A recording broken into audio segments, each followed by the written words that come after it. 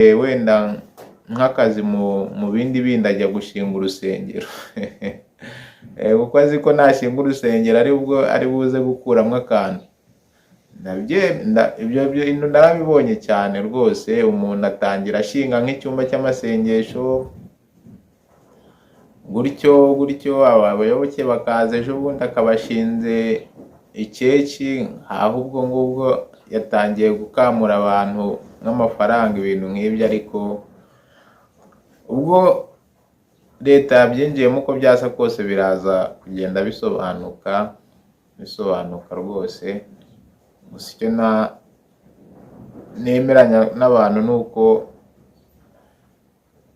iyo uri umuntu w'umukozi w'Imana wa nyawe, ntabwo uberewe kugira ngo ugandishe abayoboke bawe kuba bagira gute, bagirana ibibazo n'abantu, nk'urugero, cyangwa se mu miryango yabo. Nk'urugero, ugasanga nimba washinze iyo keki, urategeka ngo kugira ngo uhure n'umuntu ngo umusengere, ngo nta mafaranga runaka gutya na gutya, kugira ngo umusengere, ngo isaha imwe cyangwa iminota runaka, ngo arakwishyura amafaranga n'aya. Imagine, ibaze rwose icyo kintu mu bintu bijyanye n'Imana. Ibintu by'Imana twabiherewe ubuntu, natwe tujye tubitangira ubuntu, kuko n'ijambo ry'Imana rirabivuga. So ntitugafate ibintu by'Imana tubigire business, kuko uko byasa kose uzahura n'ingaruka zikomeye cyane.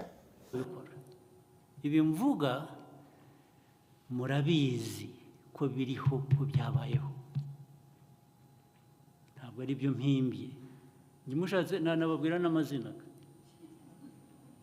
nabwo ndi kanaka wa kanaka cyangwa nyirakanaka, bimeze gutya. Ubu akajya mu gikari cyangwa agashandashandika, ashyiraho igisharagati, abantu bakajya baza, ibyo bakora simbizi.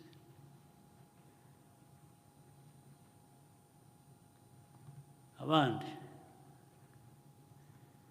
hari byose birimo wenda ku inyungu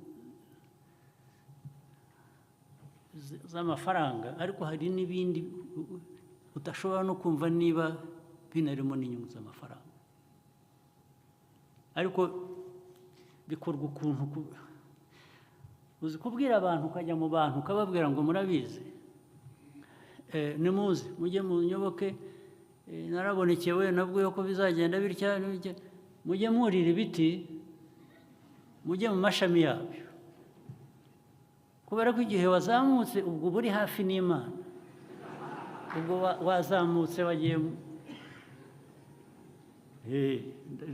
ntabyo mpimba, ndavuga ibiriho, ibibarimo mwebwe mwari mukwiye kuba muzi cyangwa murwanya.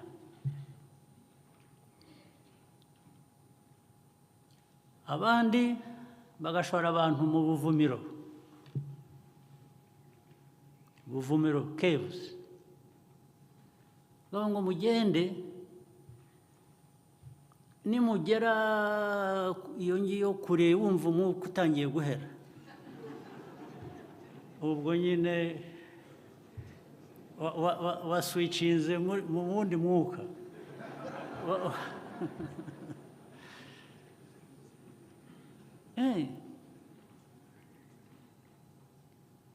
Bityo bigakorerwa abantu amagana, ibihumbi hirya no hino mu gihugu cyanyu muyoboye mwebwe, baba b'amadini, baba abo muri leta.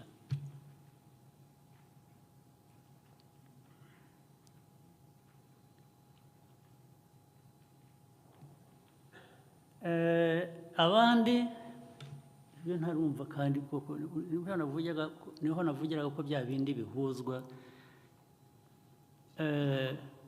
Abandi ngo hari abandi bafite ibintu bigisha abantu babwira ngo ni uguca akarande.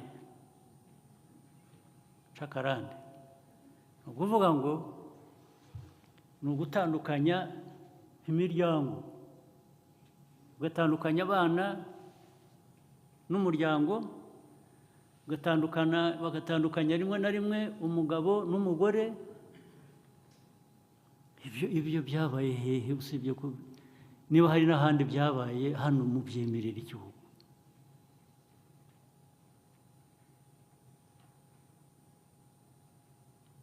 Ubu tuzasubiraga na hahandi navugaga, extremism y'ikintu icyo ari cyo cyose itera ikibazo. Ubu tuzasubira hahandi. Bongere babwire abantu batabaze,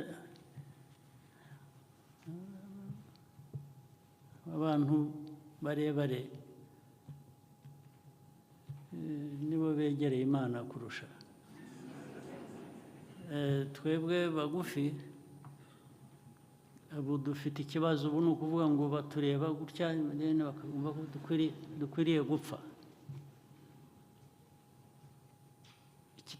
Ko byabaye se ikitabigarura ni iki? Muri aho mwemera ibintu nk'ibi mutekereza mutya.